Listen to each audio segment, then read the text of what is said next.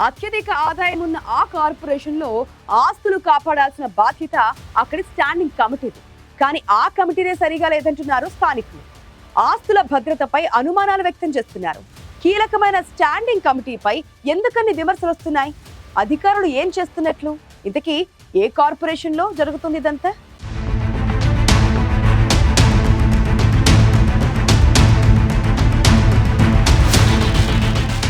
రాష్ట్రంలోని అత్యధిక ఆదాయం, అత్యంత విలువైన ఆస్తులు ఉన్న కార్పొరేషన్ మహావిశాఖ నగరపాలక సంస్థ. ఆక్రమణల పాలు కాకుండా, కబ్జాలకు పాల్పడకుండా చూసుకోవాల్సిన బాధ్యత అధికారులపై, పాలకపక్షంపై ఉన్న వివాదాల్లో ఉన్న ఆస్తులను పరిరక్షించాల్సిన బాధ్యత మాత్రం స్టాండింగ్ కౌన్సిల్దే. అపారమైన అనుభవం ఉన్న న్యాయవాదులతో ఈ స్టాండింగ్ కమిటీ ఏర్పాటు కావాలి. కానీ ఇప్పుడు ఆ కమిటీ నియామకంపైనే విమర్శలు వెల్లువెత్తుతున్నాయి. జీవీఎంసీ స్టాండింగ్ కౌన్సిల్ నియామక ప్యానెల్ పేర్లు తీవ్ర దుమారాన్ని రేపుతున్నాయి. ఇంకా అధికారికంగా ప్రకటించకపోయినా ఫైల్ తయారై కమిషనర్ టేబుల్కి చేరుకోవడంతో ఇప్పుడది చర్చనీయాంశమవుతోంది. స్టాండింగ్ కౌన్సిల్ నియామకంలో గందరగోళం నెలకొందని సాక్షాత్తు కార్పొరేటర్లే చర్చించుకుంటున్నారు. రాజకీయ జోక్యంతోనే ఈ పరిస్థితి వచ్చిందనే చర్చ జరుగుతోంది. ప్రాంతాల వారీగా ఇచ్చిన సిఫార్సు లేఖలతో స్టాండింగ్ కౌన్సిల్కి న్యాయవాదులను ఎంపిక చేశారన్న అభిప్రాయం వ్యక్తమవుతోంది. జీవీఎంసీ ఆస్తుల పరిరక్షణలో స్టాండింగ్ కౌన్సిల్దే కీలక పాత్ర.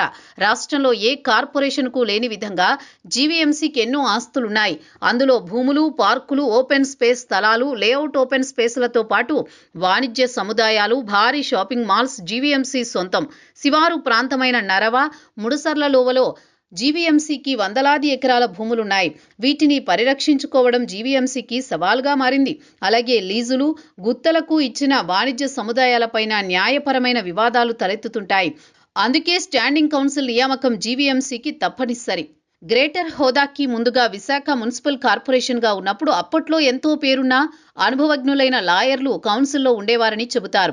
న్యాయపరమైన చిక్కులను అధిగమించి మున్సిపల్ ఆస్తులు కాపాడే విషయంలో స్టాండింగ్ కౌన్సిల్ కీలకంగా ఉండేదని ఇప్పటికీ చెప్పుకుంటారు. మారుతున్న కాలంతో పాటు పెరుగుతున్న భూముల విలువను దృష్టిలో పెట్టుకుని అక్రమార్కులకు పరోక్షంగా సహకరించేలా సీనియర్లు కాకుండా జూనియర్లు స్టాండింగ్ కౌన్సిల్లోకి ప్రవేశించడంతో న్యాయ పోరాటంలో జీవీఎంసీకి పట్టుకోల్పోతున్న కేసుల సంఖ్య ఎక్కువగానే ఉందంటున్నారు అధికారులు. హైకోర్టుతో పాటు స్థానిక జిల్లా కోర్టులకు కలుపుకుంటే జీవీఎంసీకి సంబంధించిన సుమారు 1200 దాకా కేసులు పెండింగ్లో ఉన్నాయి. హైకోర్టులో కూడా కేసుల సంఖ్య ఎక్కువగానే ఉంది.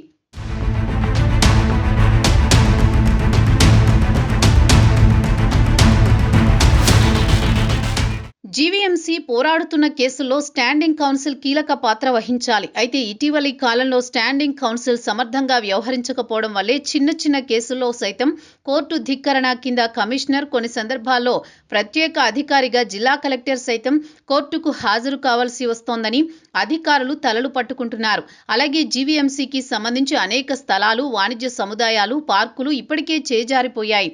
అందుకే స్టాండింగ్ కౌన్సిల్ పటిష్టంగా ఉండాల్సిన అవసరం ఉందన్నది నిబద్ధతతో పనిచేసే కొందరు అధికారుల వాదనగా వినిపిస్తోంది.